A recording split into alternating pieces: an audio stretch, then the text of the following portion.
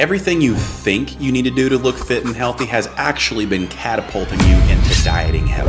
Whether you want to look like this, or like this. The people you want to look like aren't doing any of the shit that you're doing to look like them. In this video, I'm gonna go over the 10 things that fit people never do.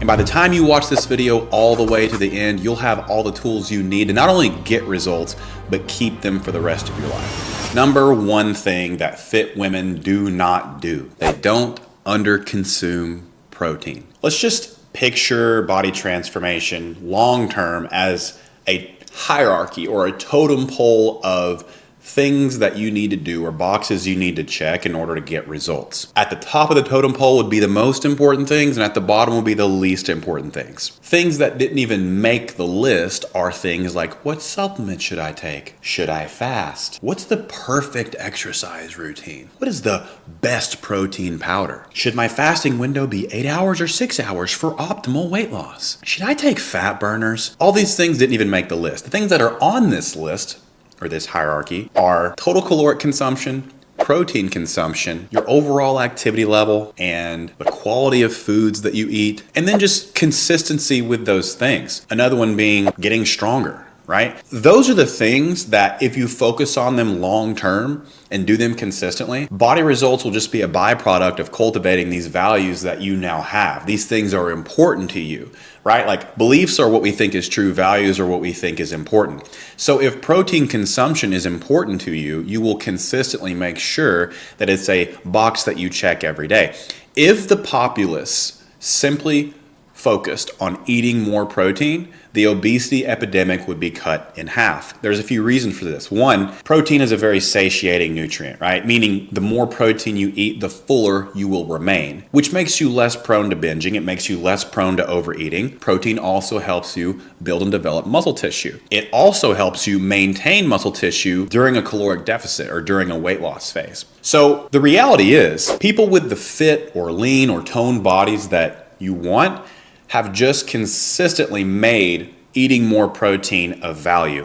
And I'm not talking about supplementation necessarily. I'm more so just talking about total protein consumption from food and from supplements if needed. But protein supplements are not what helps someone get results. Fit women don't look the way that they do because they take protein supplements. They consume protein from food, and their total protein consumption as a combination of food and supplements is adequate enough to build or maintain muscle tissue, keep them from overeating, and help them burn more calories at rest as a result of their basal metabolic rate increasing as a result of the muscle tissue accrual that happened from consuming more protein and strength training. So that being said, there's no real secret or mystifying miracle here. Fit women simply have committed to consuming sufficient protein for their needs. And the more muscle tissue you accrue, and make no mistake, you do want muscle tissue because that's what shapes your body and gives you that toned look that you want, the more protein you'll have to consume to maintain that muscle tissue. And so while you may think 100 grams of protein seems out of reach and difficult, people who are in shape or lean or have fit bodies have been consuming over 100 grams of protein perpetually and consistently for many years. Most people are simply impatient and think that results need to come overnight and don't stay committed to anything long enough to actually get the results that you get from consuming adequate amounts of protein over and over and over.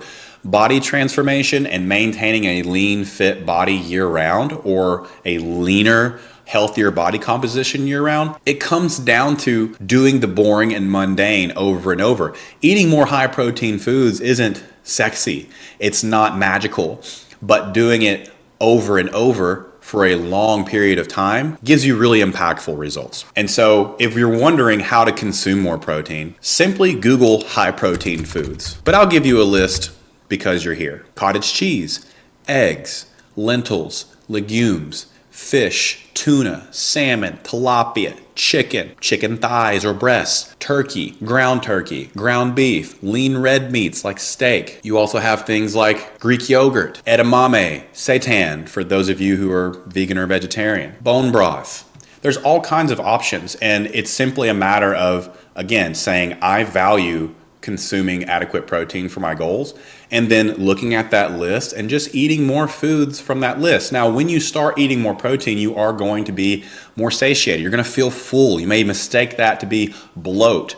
It's normal. It's a part of consuming more protein, and it will keep you from overeating calories in total, which is the main reason for weight gain. People are simply consuming more calories than the energy they're expending, right? Like the amount of calories you're consuming is larger of a number than the energy you're expending, right? And until you shift those columns, you will not lose body fat consistently. Protein is a great way to both reduce your caloric intake and increase your energy expenditure. Protein has the highest thermic effect of food. You burn more calories digesting protein than you do carbs or fats. The more of your nutrition is comprised of high protein foods, the less you'll eat overall and the more energy you'll expend digesting that protein. You probably won't be able to eat over 100 grams starting out. And so just like any other value we would want to cultivate, you want to meet yourself where you're at and get an average for how much protein you're consuming now. You need to establish a baseline of consumption. And let's just say you track your protein and only focus on protein for a couple weeks and your daily average comes out to be around 30 grams or 35 grams. You don't set your next milestone for 100 grams. You set your milestone to 35 grams, 40 grams, 45 grams, and just build. Your body will acclimate to the protein consumption over time. And the cool thing about this one is as you consume more protein, you're gonna get results. As you increase protein consumption, you'll naturally eat less overall. You'll get, typically, foods that are high in protein are just nutrient-dense foods in general. So you're getting more nutrients in your body, which means you're gonna feel better. And then over time, as you become more active and implement some of the other steps I'm gonna talk about, your appetite will increase and you'll be able to consume more protein. If you're wondering how much you can consume, you can either aim for 100 grams and make that your eventual milestone, or take your goal weight in pounds, multiply it by 0.7, and just go for that. You can't eat too much protein. There is no upper limit. Based on all the evidence and data that we have, there's no upper limit for protein consumption. The only time you could consume too much protein is if it puts you over your total calorie goal, assuming the goal is weight loss. Because if you consume more calories than the energy you expend, you'll gain weight. But even if you do that just 1 or 2 days or even 3 days out of the week, if your average caloric intake over time is less than the energy that you expend, you're still going to lose body fat. So just keep that in mind. One day doesn't make you fail weight loss, right? More on that later. The second thing that fit women do not do, diet. Now, I want to be very careful here. When it comes to the word diet, what I'm referring to is an arbitrary list or menu of foods that you have to abide by or else. Meal plans would fall under this category. Keto, carnivore, Jenny Craig, Atkins, Noom, Optavia, anything that harshly restricts your calories to like toddler level or limits the kinds of foods you can eat to a very small list, that would be considered a diet. A diet is not consuming less energy than you expend. That's a calorie deficit, and a calorie deficit is not a diet. A calorie deficit is the one requirement, non-negotiable, for weight loss. In order to lose body fat, you have to consistently consume less energy than you expend. The amount of calories you consume has to be less in proportion to the amount of energy you expend. I'm going to keep saying that until you learn it, integrate it, and apply it. But simply consuming less energy than you expend does not mean you are dieting. Dieting entails restriction, rigidity, aka something you can't maintain. The truth is, fit women have found a way to eat repetitively in a way that gets them the results they want and helps them maintain it. So it gives them the requirements they need in order to build muscle tissue, lose body fat if necessary. It provides them nutrients that they need in order to function optimally. And it gives them balance with delicious foods that they enjoy so they don't have to have a cheat meal. If you need a cheat meal, that means what you're doing is likely too rigid to begin with. And so if you feel the need to cheat on a diet, your shit's probably broken. What you're doing is too strict. You're still caught up in that I need to diet in order to lose weight trend in that vicious cycle, right? Because again, let's break this down from a human behavior standpoint. If you feel that in order to lose body fat, you're going to have to do a harsh restrictive diet. Pan it out long term. Ask yourself 2 questions. 1, do I see myself eating this way for the rest of my life? 2, would I put my children on this diet? If the answer is no to either one of those questions, probably not worth your time, definitely not worth your money, and not worth the emotion and the roller coaster that you'll experience when that diet doesn't pan out. Inevitably, we are human and life has ebbs and flows. And eventually you'll want to eat like a normal person. You'll want to go to the barbecue. You'll want to go to the work dinner. And if you go to one of these events and you feel panic, you feel stress, food fear, anxiety, and you feel the need to erase the bad thing you did after with more dieting or fasting or rigidity that leads to an oscillation of behavior, binging after because of the cravings, clearly we have an issue here. And the issue is you believe you need to diet to get results. Fit women eat a balanced nutrition palette, meaning they get enough protein, they eat nutrient-dense foods, and they make them a priority in their consumption, and they eat delicious processed foods in moderation without fear or guilt or anxiety, knowing that their body is a reflection of their cumulative behavior over time. What does that mean? It means that over time, this is where the 80-20 mentality comes in, or even 70-30, or even 60-40, right? If you're doing things that are congruent with the results that you want to get with your body the majority of the time, meaning over half the time, then the other percentage where you go out to eat, or you eat cake, or you eat delicious foods that you love in moderation, won't impact you negatively. It's all about an average. Think of a class, like a college class, where you fail a test or you fail an exam. That doesn't mean you fail the class. It means you're going to have to bring that average up with better grades. That's kind of the same thing. If your behavior over time is congruent with the results you want to get, then your body will indicate that. And at the end of the day, the harsh reality that most people just aren't consistently doing the shit you need to do in order to get the results that you want. Some of that is because of information overload. Some of that is because of analysis paralysis. I'm not saying that it's your fault for being confused, but it is your responsibility to make a change, do an honest audit of what you're doing day to day. And if what you're doing day to day isn't consistently in line with what brings body results, aka consuming sufficient protein every day, or at least consistently over time, getting stronger, walking a lot, and averaging a caloric range that's congruent with fat loss or whatever your goal is right now, then we can take a look at that and change our behavior. And it's not complicated. We tend to overcomplicate it. But fit people simply have made those 4 things a value. They value eating sufficient protein. They value averaging a caloric range in line with their goals. They value getting stronger. They value being an active person. And I usually use step count as an indicator for this. And so within that framework, it doesn't really matter if you eat processed foods here and there. To get more granular with this example, instead of dieting, where you force yourself into this arbitrary list of foods and feel bad if you eat off the list, and the results that you get are only achievable while you do the diet or the meal plan, take a look at your day of consumption. If your calorie goal or your range is between 1,600 and 1,900 calories, say for instance, and you've eaten 1,300 calories and you're close to your protein goal, right? Like let's just say that you're on the cusp of hitting your protein goal at that 1,300 calorie mark and you have 400 calories-ish left in your consumption, you can fill that in with whatever you want. People tend to think that if they eat a donut or cake or Cheetos or chips or hamburgers or French fries, that food in and of itself makes you gain body fat. That's not the case. People have lost 100 pounds only eating McDonald's just to prove that calorie tracking works because, again, it's the law of thermodynamics. It is total daily energy expenditure. You either consume less calories than you expend or you do not. And so it's more than calories in, calories out. It's your total daily energy expenditure. It's all the things that expend energy in comparison to the calories you're consuming. And so if you just look at it that way and you know you have a total calorie goal, you know that there's benefits to eating nutrient-dense foods and high-protein foods, but you don't have to only eat those foods.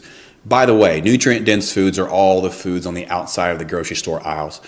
And so if your nutrition is composed of mostly nutrient dense foods, not all of your consumption, most of your consumption, you're hitting a protein goal, you're walking, you're getting stronger, body fat loss is an inevitability. It is inevitable. When will you start seeing results? Well, look at the proportion of the time that you've spent behaving congruent with body fat loss and overall health to the amount of time that you spent out of alignment with that goal. You've probably spent way more time living in a way that's incongruent with healthy body composition change than you have making behavior modification and living in a way that's congruent.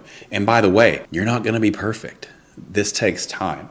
But just taking an honest look at the proportion of one to the other, maybe those need to shift a little bit before you expect results to happen, right? Again, thinking that results are going to be quick is tied to the dieter's mentality. When you do an extreme diet, the scale moves really fast and you get used to that. And then when you shift and just start tracking calories, and you eat more nutrient-dense foods, and you start walking more and getting stronger, you expect that same quickness of results, so to speak, and it doesn't work like that. This takes time, especially those of you who have crash dieted over and over and over and have lost muscle tissue, and your basal metabolic rate has decreased, and you're not burning that many calories at rest because you've lost muscle.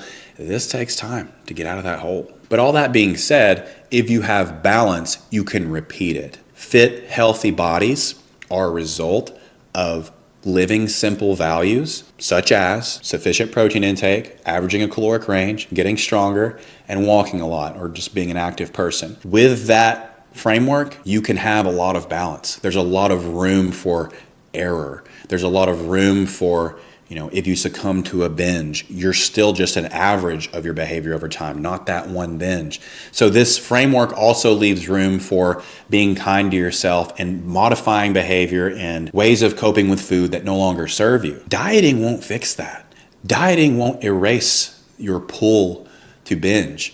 Dieting will likely only make it worse. And fit, healthy people have realized that, and they found that balance they can repeat long term. The third thing that fit women do not do, fast. I'm going to catch some heat for this one. And my objective here is not to tell you you are dumb for fasting or to tell you that you're wrong. If fasting works for you, go right ahead. I'm not here to burn down the other tents to build up mine. I'm going to give you my perspective on fasting and why I don't think it's best for longevity and getting forever body results. If we look at what fasting is just reducing your eating window. When people reduce their eating window, they typically consume less calories. When people consume less calories, they generally lose weight. Hence this huge epiphany that people are having, thinking that fasting is this revelational thing, this phenomenon, when it's just people are eating less and so they're losing weight. And usually it stops working at a certain point. Here's why it stops working. Let's just say that you were averaging 2,400 calories. By the way, most Americans are averaging 3,600 calories per day, and they're averaging less than an hour and a half of exercise per week. So looking at those numbers, I'm lowballing it, saying 2,400 calories. But let's just say you were consuming 2,400 calories, and then all of a sudden you say, I'm only going to eat between the hours of 12 and 6, so a 6-hour eating window. In that 6-hour eating window, you decrease your total caloric consumption by 600 calories, right? So now you're at 1,800. Let's just say that 2,000 calories is your maintenance, meaning if you eat 2,000, you won't gain, you won't lose, right? So you're in a 200 calorie deficit. So fasting works for you because just for the first time since NAM, you're in a caloric deficit consistently. And this is what's happening for most people who fast, by the way, because in my experience, both dieting and fasting are just ways to tiptoe around the personal accountability of calorie tracking. But that being said, you're in a 200 calorie deficit, so it works for a little while. You're starting to lose weight, you're excited, you're starting to notice all these changes. Oh my God, I feel so much better. I'm more focused. All results of just being in a caloric deficit. There's no unique advantages to fasting, by the way. Every benefit of fasting is also found in a caloric deficit, whether you reduced your eating window or you had a normal eating window. Just want to say that. But that being said, this revelation people are noticing from fasting is because it does help people eat less consistently for a while. But then you plateau and the scale stops moving. So you think to yourself, well, maybe I'll just reduce my eating window even more. I'm only going to eat between the hours of 12 and 4. Okay. Now you're down to maybe 1,600 calories in that 4-hour eating window. or less, right? But let's just assume that you're eating as much as you can. You're at 14. Okay, so now you're in more of a deficit and you lose weight again for a little while, but then it stops working. What do you do? Since you didn't start with calorie tracking, you don't know how many calories you should reduce in order to keep seeing results. And on top of that, let's just say that you're not tracking steps either, so you don't have that lever to pull either. All you have done is fast. And so you don't have any actual direction to go because you can only reduce that eating window so much before you're just like not eating at all, right?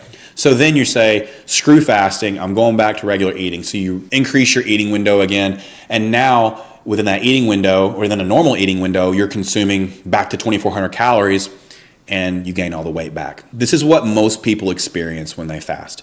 The other issue I have, aside from the fact that it's a way that people try to escape calorie counting, protein consumption is critically low in our populace. Our populace is under consuming protein chronically.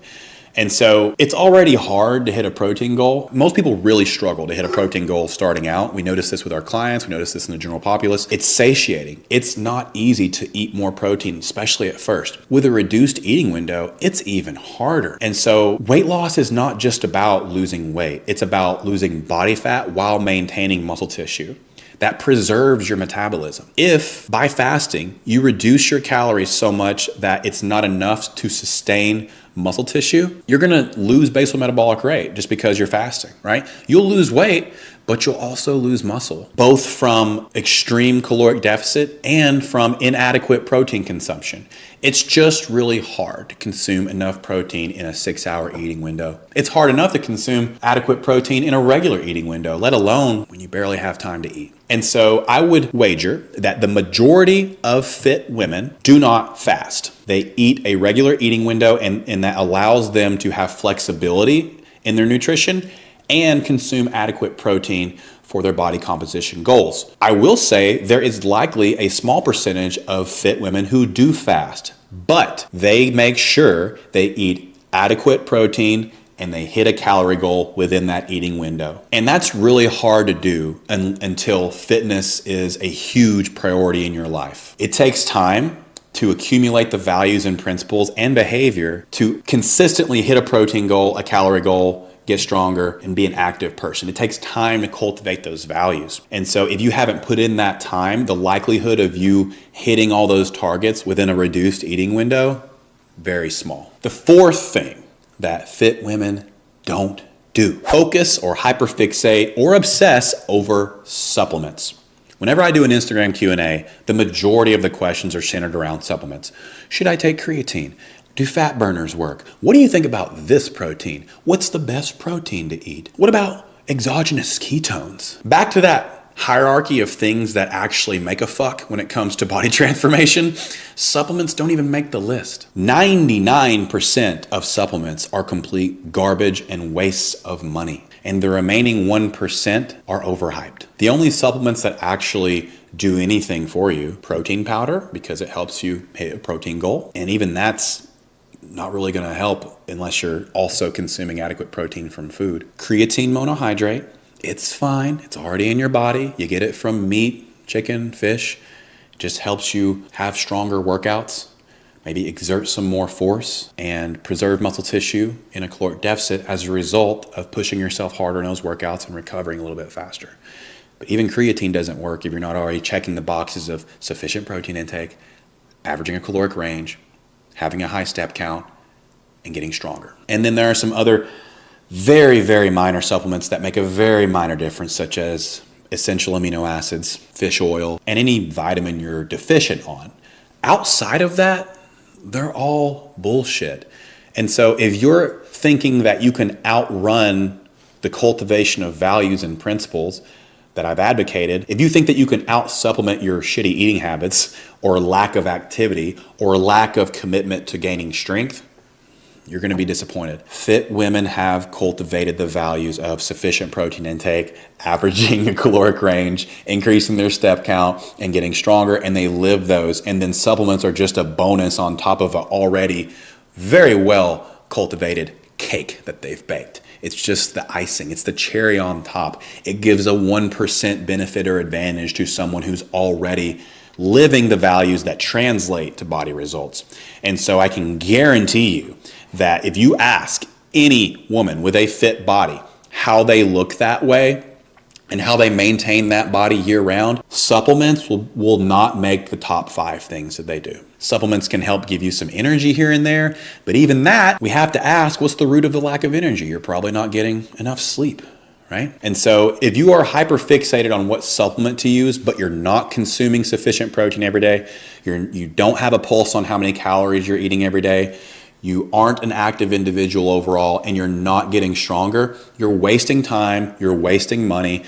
Think about all the money you've spent on supplements and where else that could have gone to actually make a dent in the progress you're trying to make. I'm here to save you money. I don't offer supplements. I don't sell supplements. I don't believe in 99% of them, and the ones that I do believe in, I only advocate if you're already checking the lifestyle boxes. There's no supplement that can balance your hormones. That's what hormone replacement does. There's no supplement that can rectify some kind of hormone deficiency or a value deficiency. So I recommend that if you are sitting here in analysis paralysis because you're wondering which supplement is going to help you move the lever in your fat loss results, you zoom back out and look at the way you're living. The miracle you're looking for is hidden in the work you're avoiding. The 5th thing that fit women do not do is avoid lifting weights. There seems to still exist, even in 2024, this stigma around women and weightlifting. Aside from the fact that every single before after we have in our body transformation program being a result of strength training, it's just not hormonally possible. A lot of times when we think about weightlifting and associate bulkiness, we think of the most extreme examples, such as female bodybuilders who use copious amounts of anabolic steroids to look the way they do. CrossFit athletes who are busted year after year for performance-enhancing drugs. Common denominator here, hormones. Women who are not taking performance-enhancing drugs cannot get manly from lifting weights. It will merely shape your body by helping you develop your muscle tissue. Muscle tissue, like it or not, is the thing that you need in order to change your naked body in the mirror. It raises your basal metabolic rate, it adds years to your life, it prevents osteoporosis, it decreases all-cause mortality, it is the organ of longevity. And the longer you put off getting stronger, the longer the results that you want will elude you. And I'm not saying you have to get under a 200-pound barbell and start deep squatting day one. Start with where you're at. Just like I described cultivating the value of eating sufficient protein, meet yourself where you're at and start with body weight stuff. One of the most common questions I get is, where do I start with strength training? I have podcast episodes on this, but the best thing you can do is just do it. You will never learn how to do something by not doing it. Do, gather data, do again, gather more data, do again. You'll never learn how to swim sitting on the edge of the pool.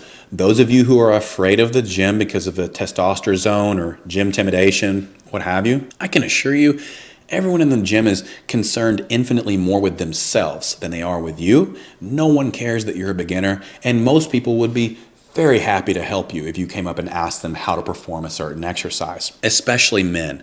Ladies, if you go up to a guy in the gym and you ask him for help, or you say, hey, can you watch me do this exercise and correct my form? The stroking that you just did to this man's ego cannot be measured with any scale. You have now positioned him as the authority, and he will gladly help you with this exercise. You have made him feel like he's good at what he's doing, and obviously you've made him feel like he looks the part. Oh, well, of course I can help you. Look, of course. Well, of course you would ask me. I'm an expert. Point being, you could ask either women or men, but men are really easy to convince to help you with this stuff. And on top of it, you'll make a gym friend that you can then count on later on and say hi to and communicate with and feel more welcome in this new environment. But if you're not ready for the gym, you can start at home. Body weight, resistance bands, and then purchasing dumbbells from 5 to 25 pounds and just YouTubing basic beginner dumbbell exercises and then just committing to looking stupid doing them, because you will.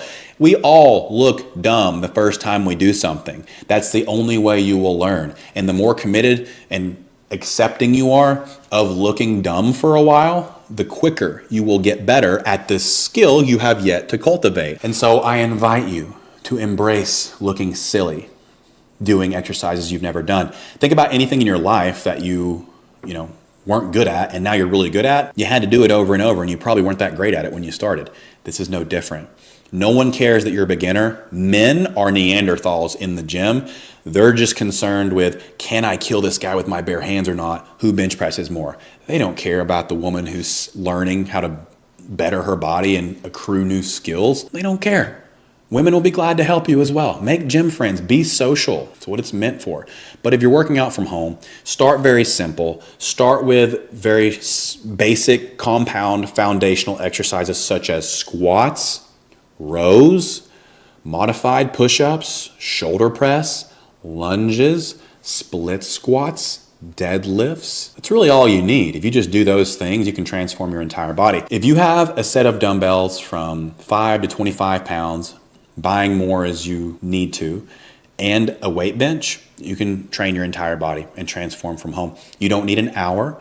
You need to just challenge yourself progressively more and more over time. Meet yourself where you're at, challenge yourself just outside that comfort zone, push your growth edge week to week, and simply do more than you did the week prior. This will probably require you keeping track of what you're doing reps and weight wise, but once you get that down and you just repeat it over time, you'll get the results. There's no doing it right or wrong. There's just doing it until you get better at it. But the longer you think that you're going to get manly or bulky from lifting weights, the longer your progress that you want will elude you. Bulk is usually just body fat that people are accruing because they're eating too much. It's very hard for women to get bulky. Men can't even do it. I used to coach men, and let me tell you, it takes a lot to gain muscle. It's harder to gain muscle than it is to lose weight. It took me 20 plus years to accrue the amount of muscle tissue that I have. And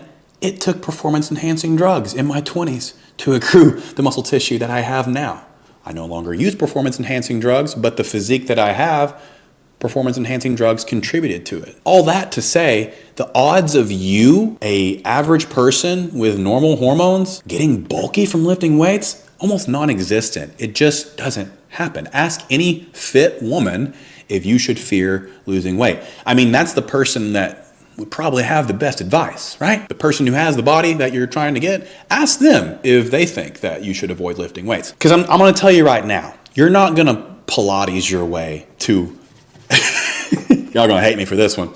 You're not going to Pilates your way unless you are really I don't want to shit on Pilates. Let me just say this. You can do Pilates, but also make sure you're getting stronger. You can do Orange Theory, you can do F45, also make sure that you're getting stronger in the compound conventional lifts. Because if you're not, your progress will be capped. So I'm not against Pilates, yoga, bar, F45, any of those things. Just make sure you can say without a doubt, I'm getting stronger at squats.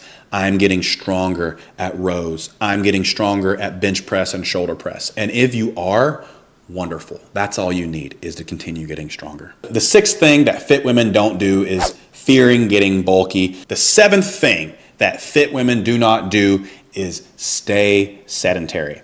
When we look at the way that we expend energy, going back to, consuming less calories than the energy you expend, well, what makes up the expending energy categories? Well, you have your basal metabolic rate, which is the amount of calories you burn at rest, just functioning, like what it takes to run your body. It's composed of your muscle tissue, so the amount of muscle tissue you have, your lean body mass, and your active thyroid hormone, and a few other minor things, but those are the main things. You also have your non-exercise activity, 15% or more of your calories expended every day. So what is non-exercise activity? It's the other 23 hours of the day you spend outside of the gym. It's one of the biggest movers of energy expenditure, right? And so what's a big indicator of how much energy we expend in this category? Step count. This is why I'm such a big advocate of step count, and why if you're not tracking your steps, you should start. It's really easy, by the way. You just let a step counter run on autopilot and just see what it says.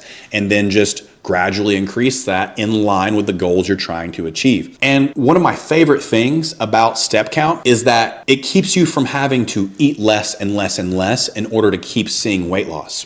right? Like, because when it comes to decreasing your input column, so your calories consumed column relative to your energy expenditure, yes, eating less is part of the equation, but also seeing where we can increase this other column so that we can perpetually lose body fat.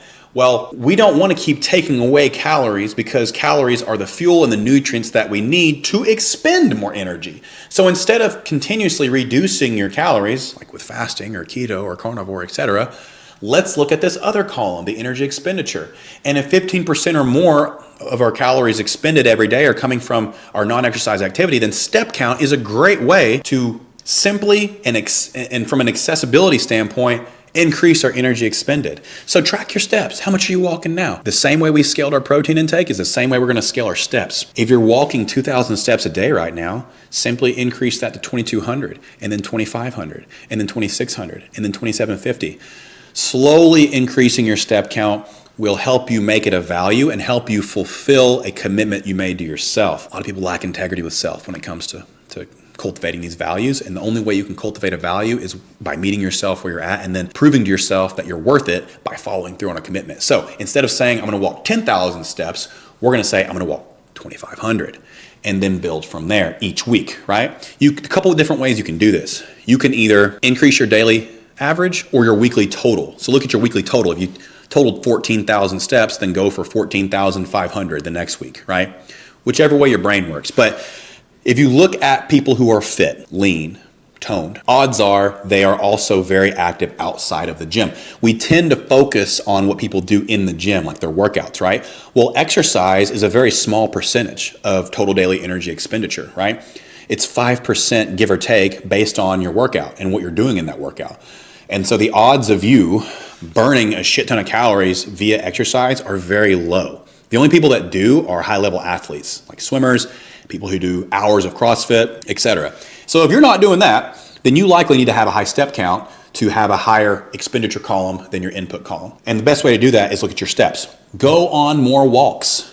If you work a sedentary job, walk before work, after work, get a recumbent bike under your desk. If you have an injury, one of the questions I get all the time is, well, what if I can't walk? What if I have an injury? What if I have neuropathy in my feet? What do I do? Get some kind of recumbent bike, get something so that you can move, right? Whatever the idea is movement. You don't have to confine it to steps. You can go kayaking, you can hike, you can chase your husband around with an axe, you can wrestle with your kids, you can walk the dogs, whatever your thing is, just make sure you're moving. And the more you move, the easier fat loss will be.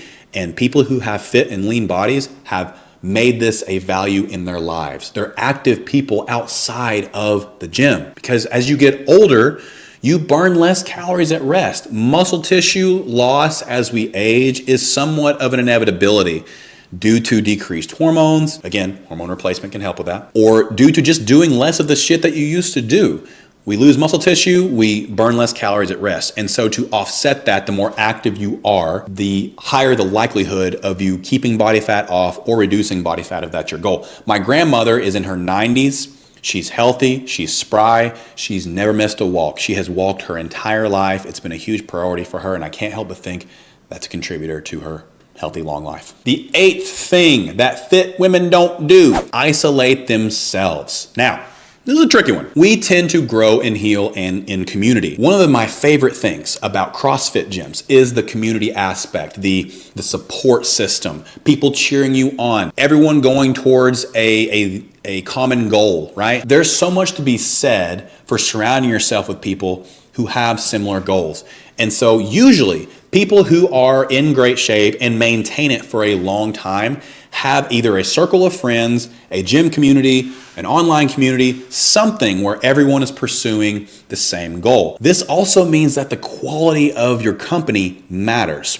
If you are surrounded by people who are toxic and talk shit to you when you start to grow, excel, right? When you raise your water line, people will either drown or they'll swim with you. So as you adopt these values of eating more protein, walking more, getting stronger, and averaging a caloric range congruent with your goals, see the pattern here? Then people will either sink or they will swim with this new water line of values, right? And so people usually excel way more when they're surrounded by a community. It's why our program works so well for clients, because we have a very tight-knit, supportive community.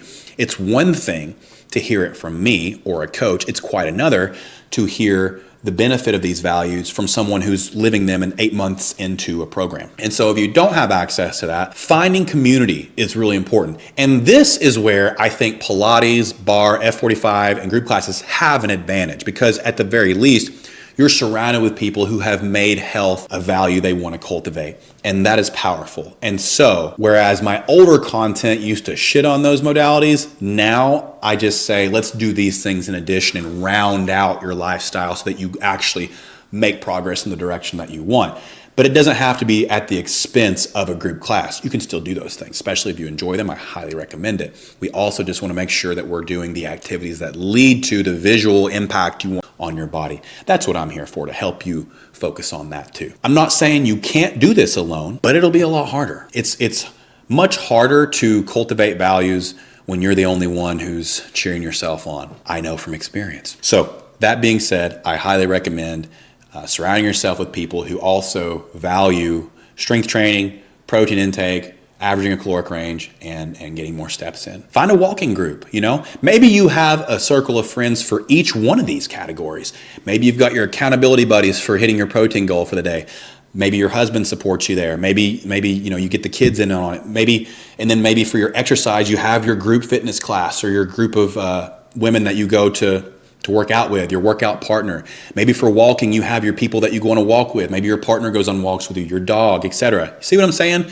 Having support can really help you cultivate these values that translate into the results that you want. The 9th thing that fit women don't do is focus solely on cardio. I am not against cardio. I am against only cardio. If you only do cardio, first of all, you're using the dullest tool in the toolbox for cultivating fat loss. Cardio doesn't reduce body fat. You may burn fat while you're doing cardio, but that just means you're using dietary fat as fuel, which doesn't mean anything in terms of body fat reduction if you're not in a caloric deficit. Going back to the total daily energy expenditure, exercise only comprises 5% or more, or a little bit less, of calories burned every day, right? Just plus or minus 5% on average is how much of total daily energy expenditure that exercise itself comprises. Let's also look at the fact that cardio doesn't build muscle. It doesn't. It's cardiovascular endurance training. It's good for you. It's healthy for you. It can feel good. It's good for your circulation. It's good for your respiratory system. It's good for all those things. And cardiovascular health is very important. And having good cardiovascular health translates into having more productive strength training workouts, because you don't get tired as fast, right? So I'm not saying take cardio off the table.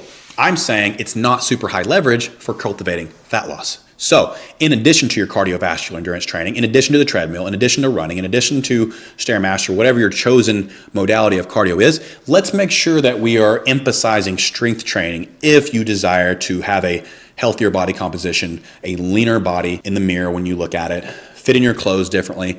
That's where weight training comes in. That's where protein consumption comes in. That's where getting stronger comes in. That's when averaging a caloric range in line with your goals comes in. Cardio doesn't do those things. Cardio makes you feel better. It can help you be healthier. It can help you have a well-rounded routine, but it is a very small piece of the pie when it comes to cultivating body fat reduction. So I'm not saying stop doing it, but I am telling you that the women that have the bodies that you want don't solely focus on cardio. They get stronger, they eat protein, they're consistent with those things. They don't give up the second that life gets in the way. They don't jump from diet to diet. They don't do this alone. They don't fast. They aren't afraid of getting bulky. They don't avoid the gym or avoid strength training. They embrace muscles. They embrace protein consumption. They embrace walking a lot. They embrace nutrient-dense foods that help them stay satiated and not overconsume calories in proportion to their energy expenditure. But they also don't focus solely on cardio. They may do cardio. You may see them doing cardio. But when you see them doing cardio, understand that that's not why they look the way they do. It's in addition to all the other things aforementioned. So, not demonizing cardio. Not saying you shouldn't do it. It's just not a great tool for reducing body fat. It's definitely not a great tool for accruing muscle tissue. And it's definitely not a great tool in proportion to the things that actually make a dent in body transformation. And the last thing, the 10th thing that fit women do not do is they Do not skip sleep. I don't talk enough about sleep in my content. I focus a lot on the action steps of consuming more protein, walking more, averaging a caloric range, and getting stronger. Without sleep, it's really hard to do those things. And so I'd be remiss if I didn't hit on the impact that quality, consistent sleep can have on your progress. A lot of people ask me, does sleep impact weight loss? Not directly, but it does indirectly, and here's how. If you sleep less, you have less energy to work out. Then your workouts are less effective. Then you don't progress as much. Then if you pile on top of that more shitty sleep, then you're not recovering from your workouts. And then you start to overtrain in comparison to the energy that you've consumed, the nutrients that you've consumed. So you're actually less overtraining and more under recovering. You don't grow, develop, and change in the gym. You develop and change outside the gym with your nutrition and your recovery. Sleep is where you recover, both cognitively and physically, mentally, emotionally. Sleep is so important. So having good sleep hygiene is something that fit people have made a priority. What is good sleep hygiene? No screen time after 8 p.m., maybe even 7 p.m. Not having children or pets in the bed with you. I know this is hard for those of you who are single parents or people who are co-parenting. I get it. My 4-year-old sleeps with me sometimes. Part of me wants him to keep sleeping with me because I love the cuddles. But in terms of getting the best sleep that you can, it's not optimal, right? Going to bed and waking up the same time of day. A lot of times we sleep in on Saturdays and Sundays. And with our clients in our program, we see a lot of times that weekends are the struggling point. This is a combination of eating too rigid during the week and it contributing to binging on the weekends and increase in hunger hormones because you skipped the meal because you slept in. And so it can have a lot of impacts, but having a regular sleeping schedule, a good circadian rhythm is powerful. Not consuming caffeine in the afternoon, right? Doing all your caffeine consumption in the morning and actually moderating your caffeine consumption. I'm not saying you have to cut caffeine. Caffeine's a wonderful tool, but make sure you're using it in moderation and not overdoing it. You can't out caffeine or out stimulant shitty sleep forever. You just can't. Nothing can substitute for getting good, consistent sleep when it comes to your energy levels. If you're in perimenopause or menopause and you start having night sweats, hot flashes, and a lot of other things that are associated with that stage of life, hormone replacement is where it's at for prescription micronized sustained release melatonin, progesterone before bed, and then any other hormone that you're deficient on. That can really help impact your sleep. That's what we do at Slay. But you also have to check the boxes of getting in bed at the right time, not staring at your phone as you fall asleep, not looking at your phone as the first thing you do when you wake up, being active throughout the day.